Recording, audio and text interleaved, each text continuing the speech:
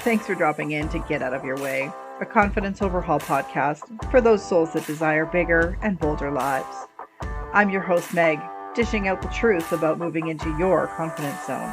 Because sometimes it's really the stuff we hide from that holds us back. So sit back and relax as we dive into this week's confidence conversation. May it help you shift into becoming the badass that you desire.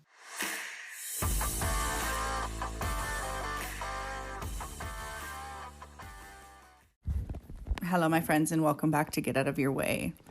This week's episode's a little bit late with the holidays approaching and kids in school with Christmas concerts and all sorts of things. We got a little bit busy this week, but I haven't forgotten about you. And I did have a really juicy topic that I wanted to talk to you about around journaling. So in this episode, I'm going to talk about how journaling, when I started journaling and why, and how it's helped me. And then I want to talk at the end about what I have planned for you guys to help with your journaling process. So stick around and you can hear about my amazing offer that I have been developing for a little while now, especially with the new year just around the corner. So let's dive right in. So 11 years ago, I lost my mom. It was sudden and a crazy time. It was right before Christmas, and I struggled a lot around releasing my feelings and emotions around that time. I was a new mom, and I had a tiny family of my own that I tried to protect and tried to help out and essentially stay strong for, when in all reality, it was me that needed to be doing the grieving.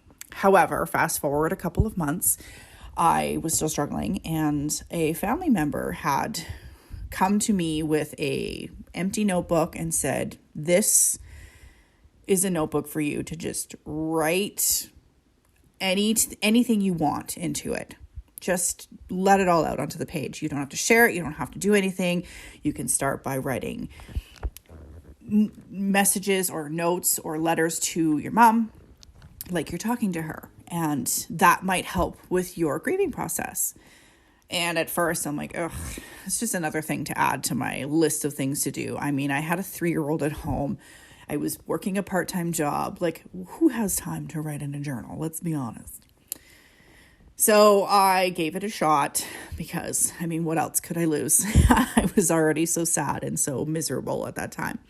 So I started writing a letter, and when I opened the book, I remember putting the pen to the paper and just my mind went blank. I didn't know what to write, and I didn't know what this was going to actually do. Like, I was in disbelief that this would even help. I mean, how can just writing words on a paper help with my grieving process? It's not going to bring my mom back. It's not going to fix anything that's going on in my life. So like, how is this going to work?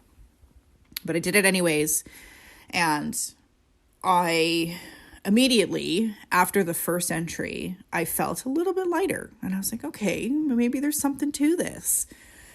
And it continued on for a little while, but then life got busy and, you forget, and the journal gets tucked away somewhere in cleaning, and you don't do it often. So I inconsistently journaled and wrote down my feelings for a few years. And when I say inconsistent, it was legit. Like, I would write 3 days in my journal, forget about it for 6 months, and then go back and go, oh yeah, I forgot about this, and then write another 3 days and make another promise to myself. And then when I started this journey, so let's fast forward through my life, and 3 years ago, or 3 or 4 years ago, when I began really taking myself seriously and really diving into the shadows that I carried, really diving into who I was, what I wanted, where I wanted to go in life, because I'd hit that wall of like, I don't know what I'm doing. I'm a mom of 2 girls now. I, at this point, was in a failing marriage where I was not happy at all, and I didn't know where or what I wanted to do. I just spent the last 10 years just being a mom and working silly part-time jobs. I mean, I didn't have a career. I didn't have any purpose in my life. And I struggled with that. So I really took myself seriously. I knew that I needed to do something, and I wanted to do something more with my life. I didn't want to just live a mediocre, boring, day in and day out, same thing, mom life. And for some people that might be okay, but for me, it just wasn't. It didn't sit right. And I could feel my mental health declining rapidly because of it. So when I took myself seriously, finally bought myself a notebook. And it was just one of those Hilroy coil notebooks. Wasn't fancy. And I sat down and I wrote down everything that was on my mind. I sat down with the intention of not actually needing a structure. There wasn't anything I needed to put on here. I didn't need to be neat and pretty like those bullet journals. I didn't even need to reread this. I just needed to get out what was in my brain. So, fast forward, and a week later, my messy notebook and me had gone through every emotion, every ache, every pain, everything that had come through my body, and it was transmuted onto a piece of paper. And if you were to ever look at this book and flip through the pages, you would understand what I mean by messy. I cannot to this day read what I was writing in those books, but that's okay because I didn't need to. It was the start of my messy journey into diving into my inner being. It was my messy journey into realizing that I could manifest and I could put my dreams and my hopes and my wants and my desires onto these pieces of paper. And eventually, once they're put out there and I start taking action steps towards them, then they'd start coming to me. I didn't need to stay in this miserable life that I had created for myself in the past. I didn't need to stay sad. I didn't need to keep these mindsets consistently. I had the ability to change.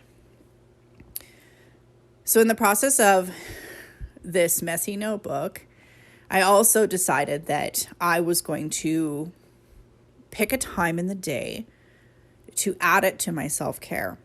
So before, it was just whenever I had a thought or whenever I had a feeling, or if I was having trouble sleeping or whatever, that's when I would journal.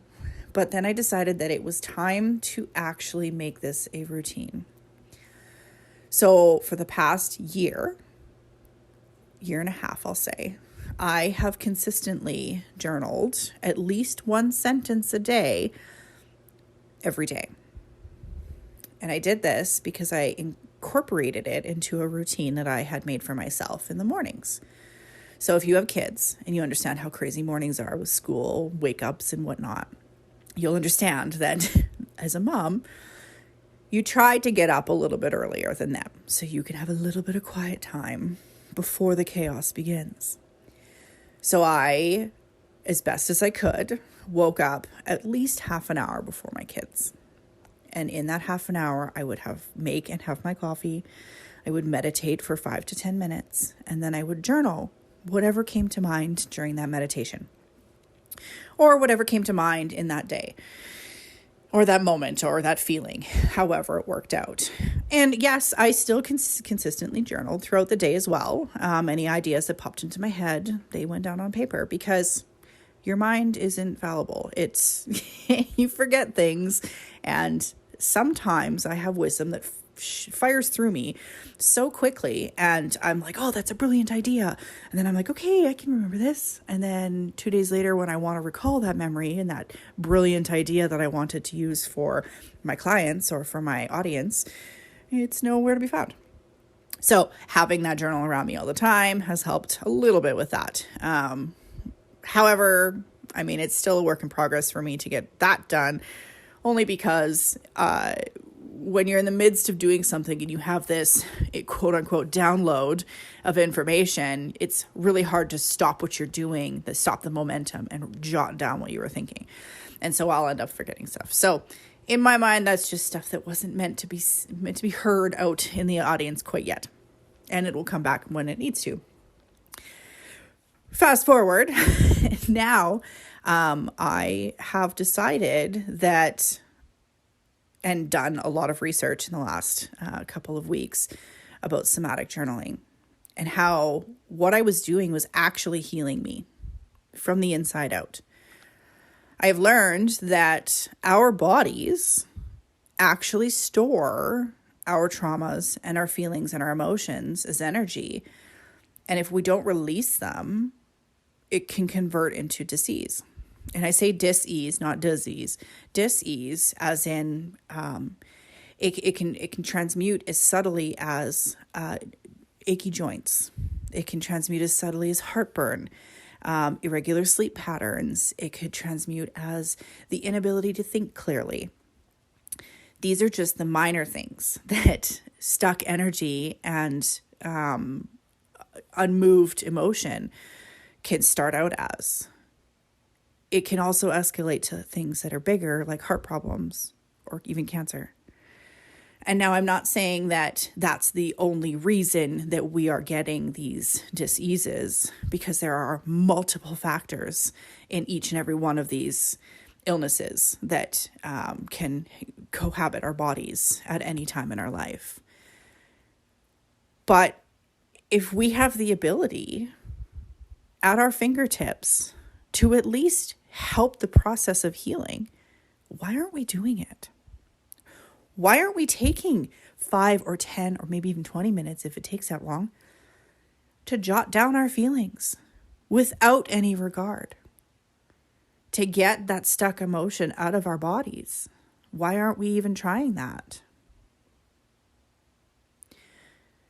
So now, my idea and what I want to produce and share with my audience with this coming new year, because with the new year, we all start our new resolutions and have plans to be better. So let's do it. Let's be better. Let's help the process of our own bodies by transmuting our emotions through writing to help heal ourselves. So I am developing a program. It's not quite out yet. I don't have a price point for anybody quite yet. I'm hoping to have everything all finalized and complete by the end of next week. So hopefully before the new year starts, because we all want to start things fresh on the new year. It's a brand new year. Let's make 2023 amazing. So I'm hoping to have everything finished and complete by then. But I want to start a prompted somatic journaling exercise where via email or text message, you will be sent a daily prompt that will allow you to think about a particular body part or a particular feeling and transmute that into words onto a piece of paper or typing, however works best for you. In the process, I'm also creating a PDF version of a journal, and if it works out the way I hope it will, the ability to purchase a physical copy of the book as well. And in this book, we'll have sections where you can write down trigger words, you can write down how your emotions played out throughout the day. It'll have a section in there for women, where your cycle is, where the moon cycle is on that particular week, what the energies look like, that sort of thing. So that we can incorporate everything into this one place where we can, however messy you'd like, just get everything out. And through the process, start to recognize how much better you start to feel. So if you start off the journal and you have particular knee pain, and we focus on the knee and you start writing about it, this is where the knee pain started. This is, how it makes me feel. This is when I think about it, this is what comes up. All these things, you start writing them out, and just however messy it is. And I keep saying messy because we live in this world where when we think of journaling, we think of bullet journaling, where we need the fancy tapes and the fancy pens and the neat writing and the calligraphy and all these. And that's not, sure, that's pretty to look at, but it's not getting down to the root cause of why we're feeling the way we're feeling. So this is going to be the messiest journal you'll ever own. And it's not meant to be reread or shared with anybody. I mean, if you want to share it with somebody and that feels like a pull for you, like this, perhaps an emotion was caused by somebody else and you need to either set a boundary or you need to transmute it or just process it with a loved one, then by all means. I'm not saying there's no rules around not sharing, but it doesn't have to be shared, because I know when you hear the word journaling or diaries, it's usually secret things. It's things that you don't want people to know. They're your deepest desires and your deepest fears and your flaws that you don't want the general public to know about. So messy, secretive, not secretive, however it feels for you to transmute and to put out there, that's how you need to do it. There are no rules. There's no structure other than when we sit down to write, we put the intention of getting everything out, of moving everything out. And this may or may not cause outward emotion, crying, laughter, anger, but we want to write through it. You know, through the tears, we want to write why we're crying, or if there's a reason why we're crying, or just writing down that I am crying can be beneficial.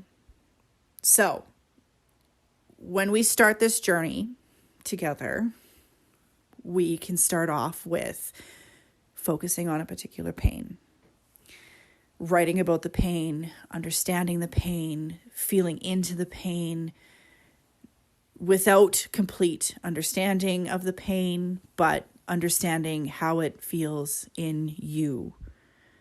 It doesn't need to be a textbook reason.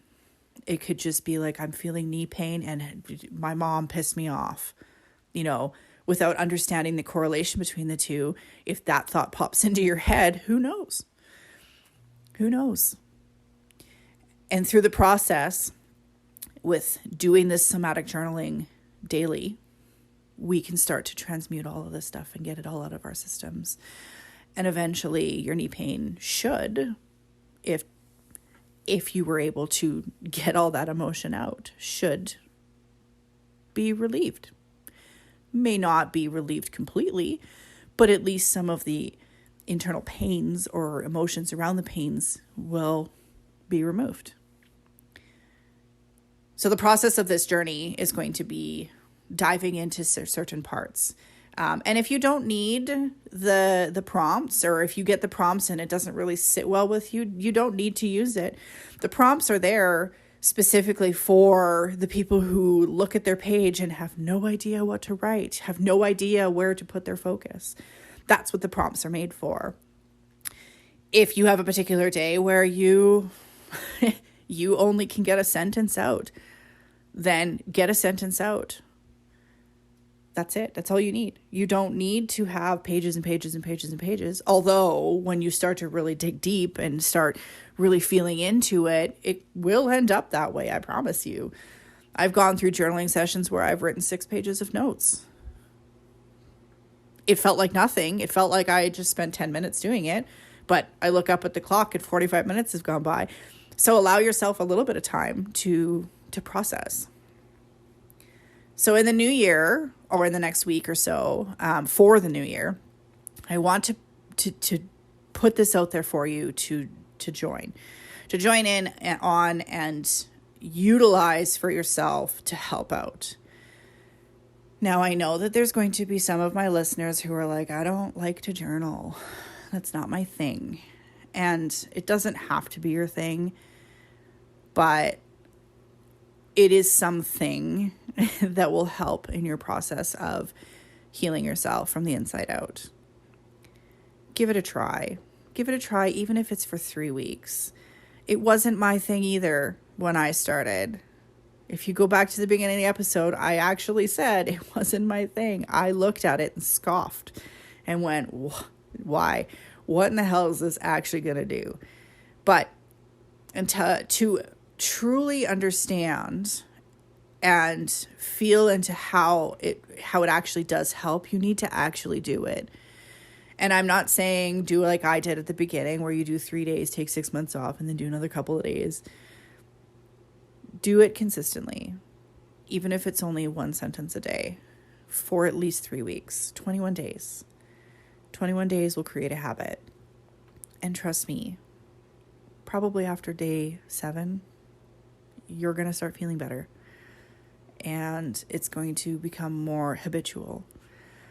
And you're going to understand that the more you write, the more release you give. And the lighter you feel.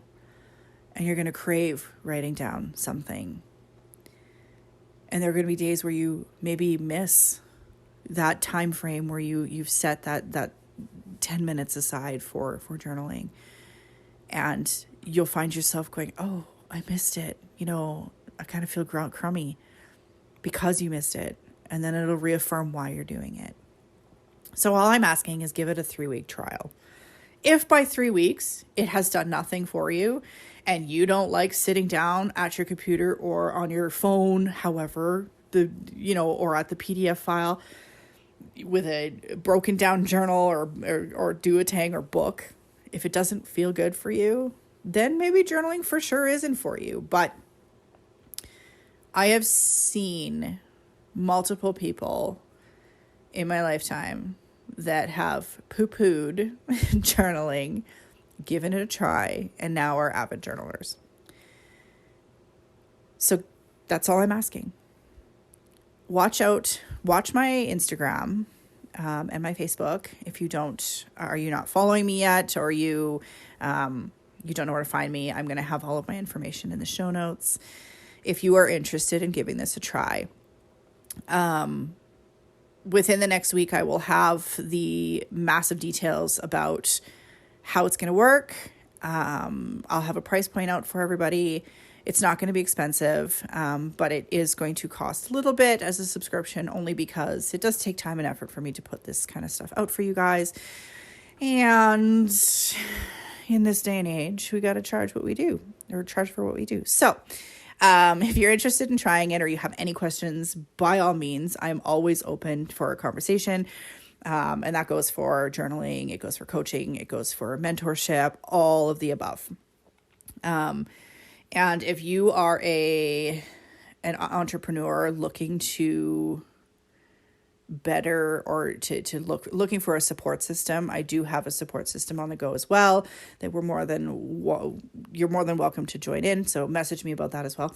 That's just kind of a side project that I threw out there. So anyways, I'm going to stop rambling about this stuff and I'm going to go and hit my journal because I missed it this morning. I woke up a little bit late with this crazy week going on.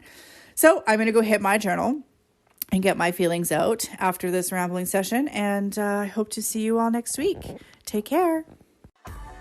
Thanks for joining me today. For more truth and badassery, head on over to megnicole.coach on Instagram. If this podcast happened to rock your world and you think it might rock someone else's as well, be sure to share it. Perhaps we can all be a part of changing someone's view on life. Also, don't forget to hit that subscribe button so you don't miss out on any future episodes. Catch y'all next week.